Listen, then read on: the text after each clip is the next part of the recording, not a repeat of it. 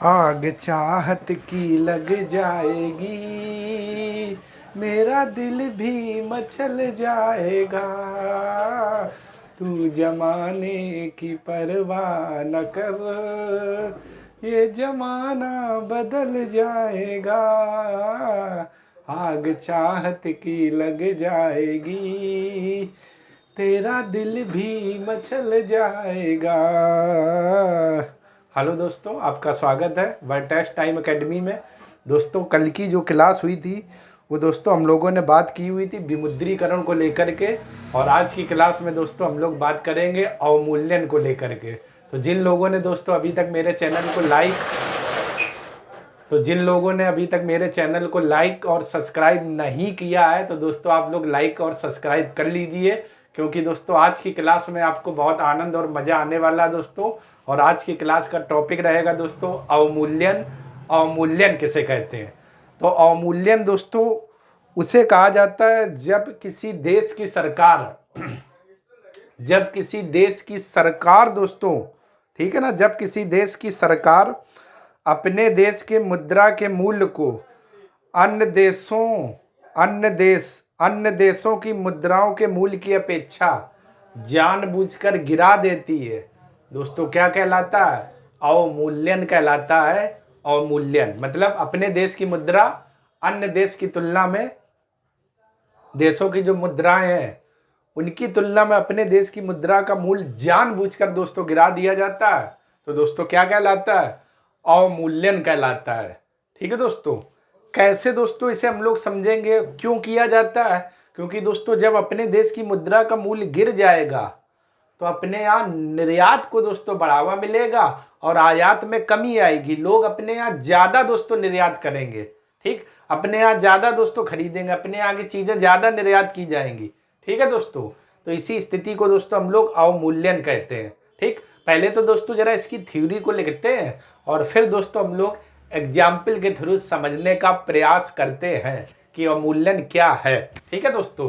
तो चलिए दोस्तों इसकी थ्योरी के हम लोग सबसे पहले लिखते हैं। थ्योरी क्या है? अवमूल्यन किसे कहते हैं? जब किसी देश की सरकार, तो दोस्तों जरा देख लेते हैं। जब किसी देश की सरकार जब किसी देश की सरकार, ठीक है दोस्तों, अपने देश की मुद्रा के अपने देश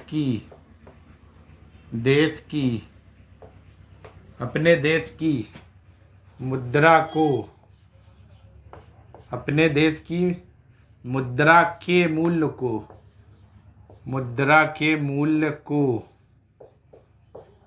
को अन्य देशों की मुद्रा के मूल्य को अन्य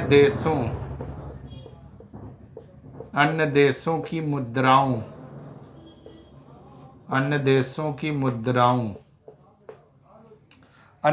की मुद्राओं के मूल्य की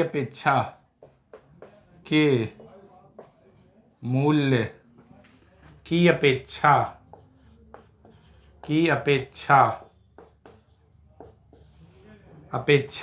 ठीक है दोस्तों,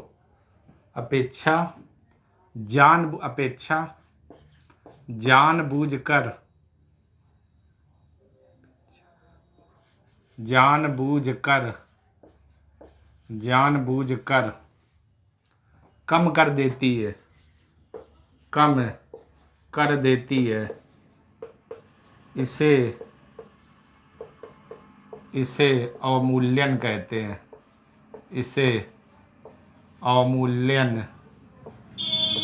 अवमूल्यन कहते हैं।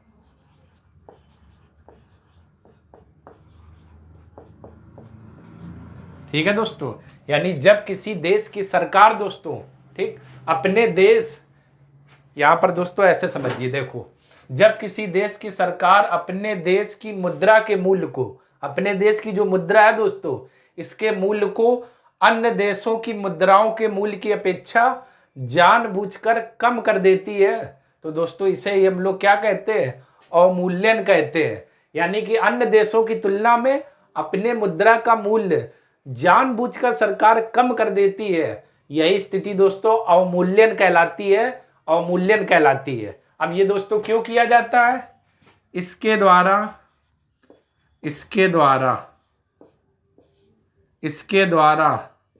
जरा दोस्तों जरा देखिएगा, इसके द्वारा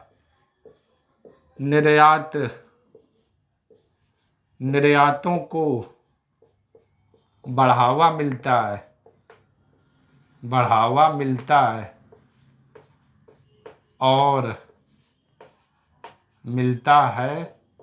और आयातों में कमी आती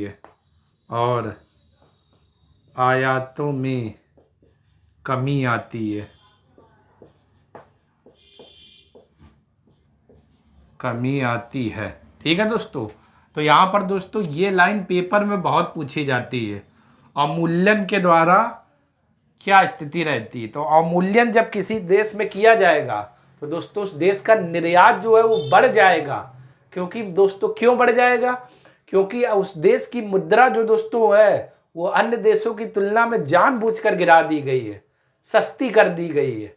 ठीक है दोस्तों, जानबूझकर उस मुद्रा का मूल अंतरराष्ट्रीय बाजार में गिर गया दोस्तों। ठीक है ना, इस कारण से अपने देश में दोस्तों निर्यात बहुत बढ़ेगा, लोग अधिक से अधिक चीजें खरीदेंगे, निर्यात होगा दोस्तों, और आयात में दोस्तों क्या हो जाएगी?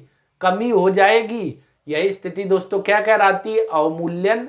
अवमूल्यन कैसे दोस्तों होता है? जैसे जरा देखिएगा दोस्तों, इसे समझने का प्रयास करते हैं। जैसे दोस्तों हम लोग समझते हैं, जैसे दोस्तों $1 अगर 60 रुपए के है और अवमूल्यन हो गया तो अब $1 दोस्तों कितने का हो गया? 70 रुपए के बराबर। ठीक, तो पहले दोस्तों क्या था? हमें $1 के लिए 60 रुपए देने होते थे, और अब दोस्तों मूल्य गिर गया तो अब हमें $1 के लिए कितने? 70 रुपए देने होंगे। मतलब आप दोस्तों इसको मैथ की लैंग्वेज में मत समझिए कि 60 था 70 हो गया, 10 की बढ़ोतरी हो गई तो 10/60 × 100, वो चीज नहीं दोस्तों। पहले कोई व्यक्ति जब आता था, ठीक, तो वो दोस्तों जब जाता था तो उसे $1 में 60 रुपए मिलते थे, तो 60 रुपए मान लेते उसने 10 चीजें खरीदी। और अब दोस्तों जब वो आएगा तो अब वो उसको क्या $1 में 70 रुपए मिलेंगे, तो यानी 60 रुपए तो वो खर्च करेगा और साथ में 10 और एक्स्ट्रा।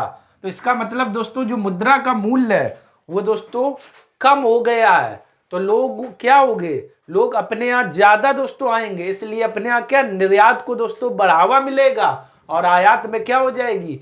कमी हो जाएगी। ठीक दोस्तों, जैसे $1 60 रुपए के बराबर है, अवमूल्यन हो गया तो 70 रुपए के बराबर हो गया। ठीक है दोस्तों, अब हम जैसे ये भारत देश है, इस भारत देश में हम आए तो हमने देखा कि अरे वहां तो $1 में 70 रुपए मिल रहे, इधर 60 ही मिलते थे, तो ज्यादा मिल रहे ना 70, यानी कि मूल्य जो हो गया वो जानबूझकर कम हो गया। तो इसलिए दोस्तों कोई भी देश अवमूल्यन तभी करता है जब निर्यात में दोस्तों निर्यातों को बढ़ाया जाता है और आयात में कमी लाई जाती है। तो यही स्थिति दोस्तों क्या कहलाती है? अवमूल्यन कहलाती है। ठीक है दोस्तों, तो आप सभी लोग समझ गए दोस्तों अवमूल्यन क्या होता है। ठीक है दोस्तों, तो अवमूल्यन दोस्तों निर्यात को बढ़ाने के लिए किया जाता है और आयात में दोस्तों कमी लाई जाती है। जैसे $1 60 रुपए के, तो अब 170 हो गया। मतलब जो मुद्रा का मूल है अपने देश की वो दोस्तों गिर गया, कम हो गया। ठीक, बढ़ा नहीं, यहाँ से आप सोचे दोस्तों बढ़ गया, कम हो गया है। और दोस्तों ऐसा क्यों किया जाता है? ताकि निर्यात को बढ़ावा मिल सके। ठीक दोस्तों, इसके बाद दोस्तों हम लोग अगले पॉइंट की अगर बात करें तो अभी तक अगला दोस्तों हम लोग पॉइंट की अगर बात करें तो अभी तक 3 बार अवमूल्यन हो चुका है। 3 बार अवमूल्यन हो चुका है, जिसमें से दोस्तों जो पहला हुआ था वो दोस्तों आपका किया गया था सितंबर 1949 में। पंचवर्षीय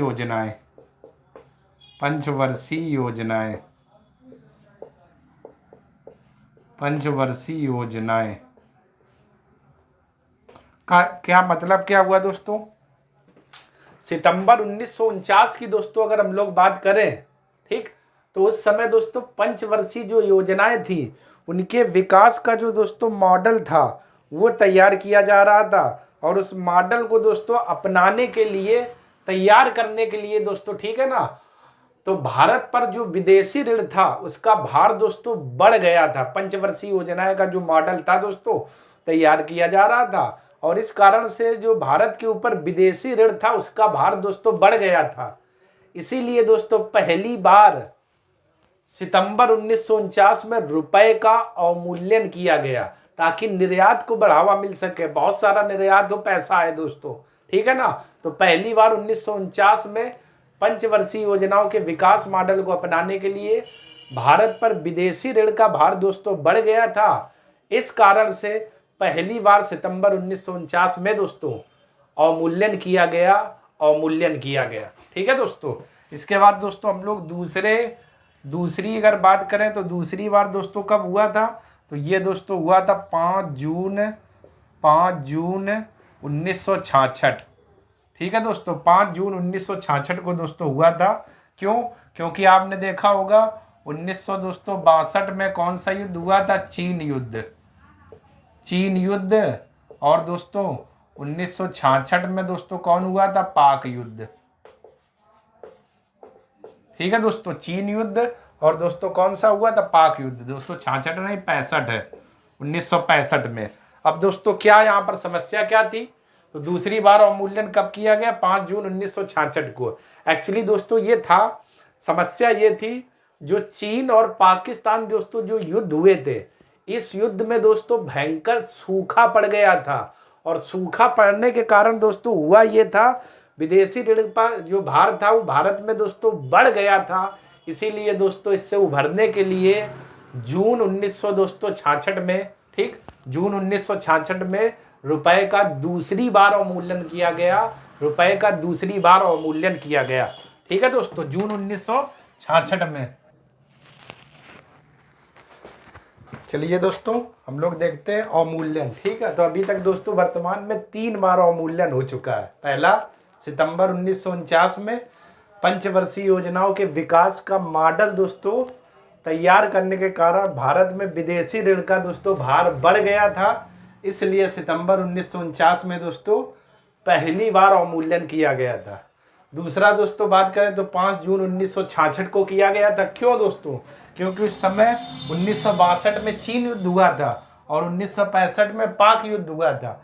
इस कारण से दोस्तों अपने देश में सूखे की स्थिति पड़ गई थी, और इसी से निपटने के लिए दोस्तों रुपए का क्या करना पड़ा? अवमूल्यन।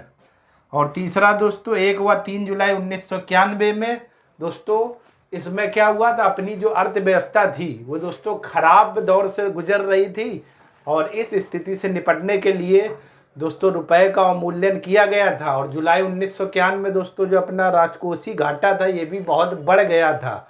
तो इसी स्थिति से निपटने के लिए दोस्तों क्या किया गया था? अवमूल्यन, ठीक है दोस्तों। समझ गए? अभी तक 3 बार हो चुका है, ठीक दोस्तों। तो चलिए दोस्तों आप लोग इतने का स्क्रीनशॉट ले लीजिए, फिर दोस्तों हम लोग आगे की बात करते हैं।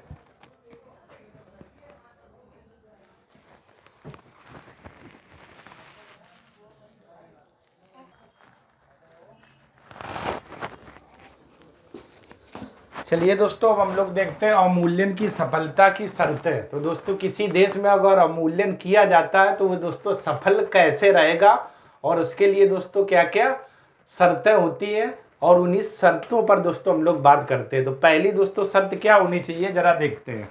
तो दोस्तों पहला जो पॉइंट रहेगा सफलता की शर्तें में, तो जरा देखते हैं। पहला दोस्तों आपका क्या पॉइंट रहेगा? आंतरिक कीमत स्थिरता बनी रहे। आंतरिक कीमत स्थिरता बनी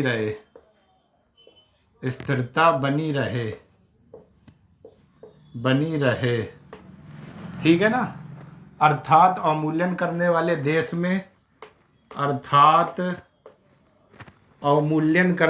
देश में अर्थात अवमूल्यन करने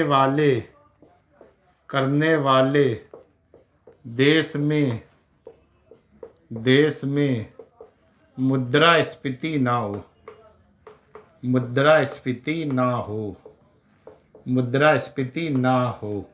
ठीक है दोस्तों, यानी मतलब क्या हुआ कि दोस्तों जितनी भी आंतरिक जो देश में आंतरिक वस्तुएं हैं उनकी कीमत में दोस्तों स्थिरता बनी रहे, ठीक, वो बढ़े नहीं। और दूसरी स्थिति क्या, जो भी देश दोस्तों अवमूल्यन कर रहा है, जो भी देश, तो उस देश में दोस्तों मुद्रास्फीति की स्थिति नहीं होनी चाहिए, यानी कि महंगाई नहीं होनी चाहिए।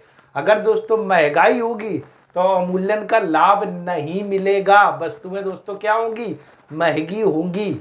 तो एक ये दोस्तों शर्त, पहली शर्त है अवमूल्यन के लिए, तभी सफल होगा दोस्तों।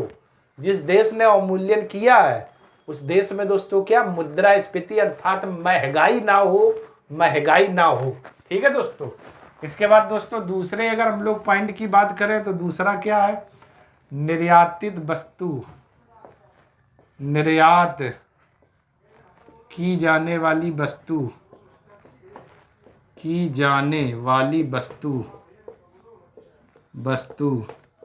पर्याप्त हो,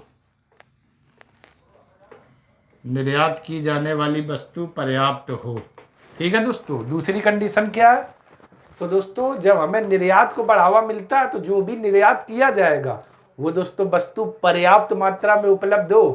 पता चलो हमने अवमूल्यन तो कर दिया, वस्तु है नहीं, उपलब्ध है नहीं, तो दोस्तों हमें फायदा फिर क्या मिलेगा। ठीक है, समझ पा रहे हैं ना। तो यानी कि निर्यात की जाने वाली जो वस्तु है वो पर्याप्त मात्रा में अपने पास उपलब्ध होनी चाहिए, तभी दोस्तों हमें अवमूल्यन का लाभ मिलेगा, अवमूल्यन का लाभ मिलेगा। ठीक है दोस्तों। इसके बाद दोस्तों तीसरे पॉइंट की बात करें, अन्य देश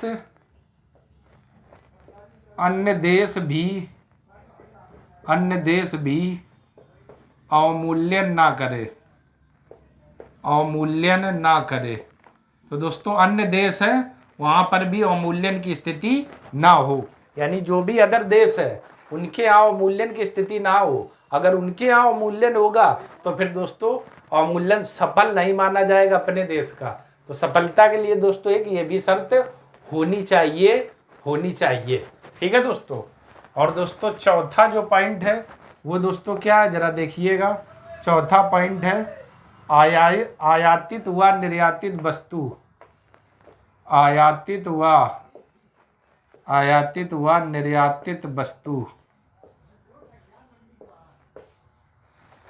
निर्यातित वस्तु की मांग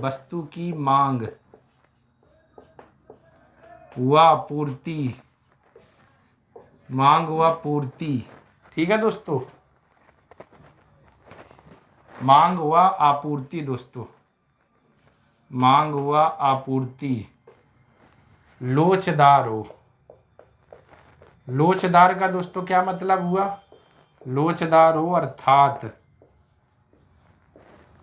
अर्थात उसे आवश्यकता अनुसार घटाया बढ़ाया जा सके, उसे आवश्यकता अनुसार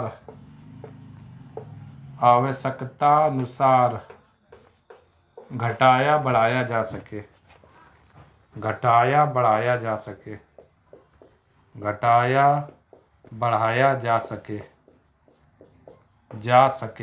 ठीक है दोस्तों। एक ये भी स्थिति हो, यानी कि जो आयात की जाने वाली वस्तु निर्यात, अगर मांग और पूर्ति में दोस्तों संबंध लोचदार है, लोचदार का मतलब आवश्यकता के अनुसार उनको हम बढ़ा भी रहे घटा भी रहे। अब ऐसा ना हो दोस्तों कि ये स्थिति हम अपना नहीं रहे, वहां भूखे की स्थिति हो जाए, ठीक, वहां कुछ बचे नहीं है। तो जैसी दोस्तों मांग और जैसी मांग होगी वह उसी पूर्ति के अनुसार हम लोग घटाएंगे बढ़ाएंगे, तभी दोस्तों हमारा अवमूल्यन सफल माना जाएगा। ठीक है दोस्तों। तो पहला क्या पॉइंट था, आंतरिक कीमत स्थिरता बनी रहे, अर्थात अवमूल्यन करने वाले देश में महंगाई ना हो, अर्थात मुद्रास्फीति ना हो। दूसरा, निर्यात की जाने वाली वस्तु पर्याप्त हो। तीसरा, अन्य देश अवमूल्यन ना करें। और आयातित व निर्यातित की मांग व आपूर्ति लोचदार हो, अर्थात उसे आवश्यकता अनुसार घटाया बढ़ाया जा सके। तो दोस्तों अवमूल्यन के लिए ये आपकी प्रमुख शर्तें होती हैं। ठीक है दोस्तों, तो कभी भी लिखने में दोस्तों मेंस में आए तो ये आप लोग दोस्तों कुछ शर्त वहां पर डाल सकते हैं अपने आंसर में। ठीक, तो चलिए दोस्तों आप लोग स्क्रीनशॉट ले लीजिए, फिर दोस्तों हम लोग आगे बात करते हैं।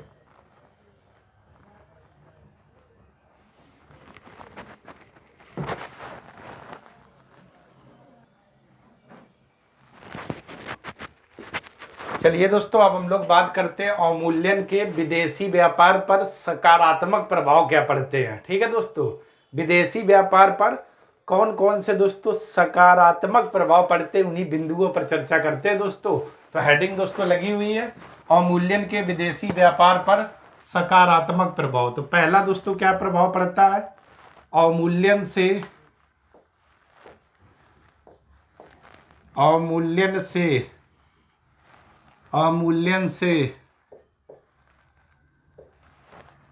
निर्यातों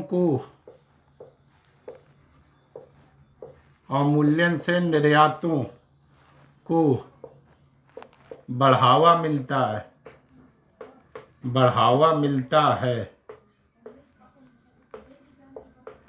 मिलता है और आयातों में कमी आती है। और ठीक है दोस्तों,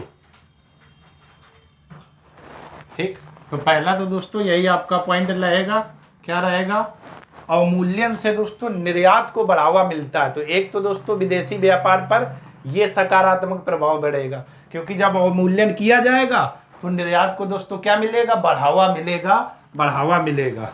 दूसरा दोस्तों हम लोग पॉइंट की अगर बात करें, दूसरा क्या रहेगा, अवमूल्यन से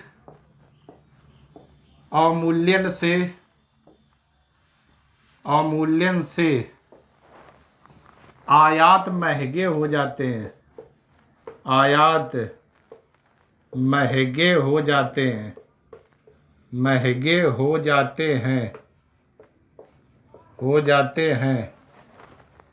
हो जाते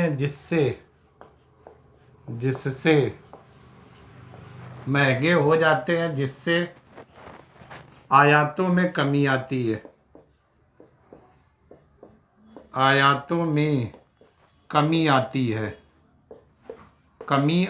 है, ठीक है दोस्तों।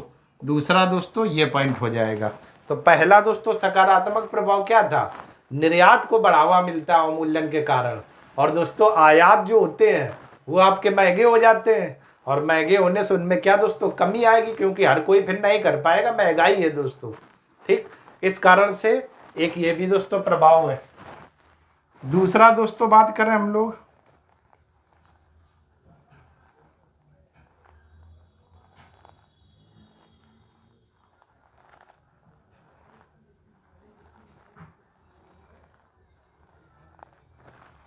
तीसरे दोस्तों अगर हम लोग पॉइंट की बात करें, अवमूल्यन के माध्यम से या इसके माध्यम से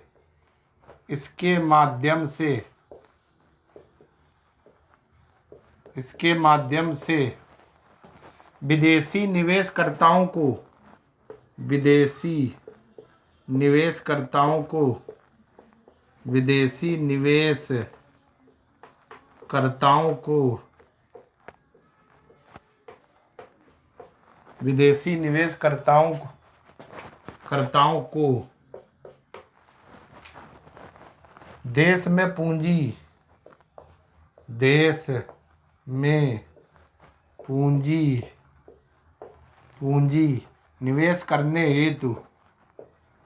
देश में पूंजी निवेश करने हेतु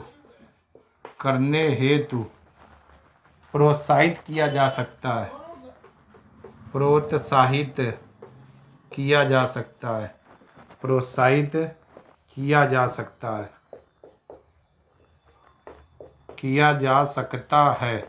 ठीक है दोस्तों, एक हमारा ये भी प्रभाव हो जाएगा।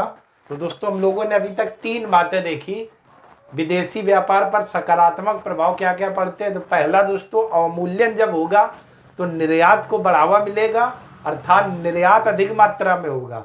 दूसरा दोस्तों बात करें, आयात महंगे हो जाएंगे, जिस कारण से दोस्तों आयातों में क्या आएगी, कमी आएगी, और तीसरा दोस्तों बात करें विदेशी, जब दोस्तों अपने देश में अवमूल्यन होगा तो जो जितने भी विदेशी निवेश करता है वो देखेंगे जो इनके रुपए का मूल्य है वो दोस्तों गिर गया है, कम हो गया है। तो दोस्तों वो अपनी पूंजी वो लोग अपने देश में दोस्तों निवेश करेंगे, तभी ये वर्डिंग लिखी हुई है। निवेश करने हो तो उनको प्रोत्साहित किया जा सकता है। विदेशी निवेश करता है दोस्तों तो वो भी लोग अपने देश में क्या करेंगे, निवेश करेंगे। तो ये दोस्तों विदेशी व्यापार पर अवमूल्यन के कुछ सकारात्मक प्रभाव हो सकते हैं जो आप लोगों ने देखे दोस्तों, ठीक है ना। तो चलिए दोस्तों अब आप लोग इतने का स्क्रीनशॉट ले लीजिए, स्क्रीनशॉट दोस्तों आराम से अच्छे से ले लो। तो चलिए दोस्तों आज की क्लास में दोस्तों हम लोगों ने समझा अवमूल्यन किसे कहते हैं और अभी तक कितनी बार हो चुका है, अवमूल्यन के लिए शर्तें क्या है, सकारात्मक प्रभाव क्या है, इतनी चीज़ों को देखा दोस्तों। कल की क्लास में दोस्तों हम और एक नई क्लास के साथ आएंगे। तो दोस्तों अगर वीडियो आपको पसंद आया हो तो आप लोग दोस्तों चैनल को लाइक करें, सब्सक्राइब करें और ज़्यादा से ज़्यादा दोस्तों शेयर करें। और खुश रहे, आबाद रहे और स्वस्थ रहे दोस्तों, और पढ़ाई करते रहें। तब तक के लिए आप सभी लोगों का बहुत बहुत धन्यवाद दोस्तों।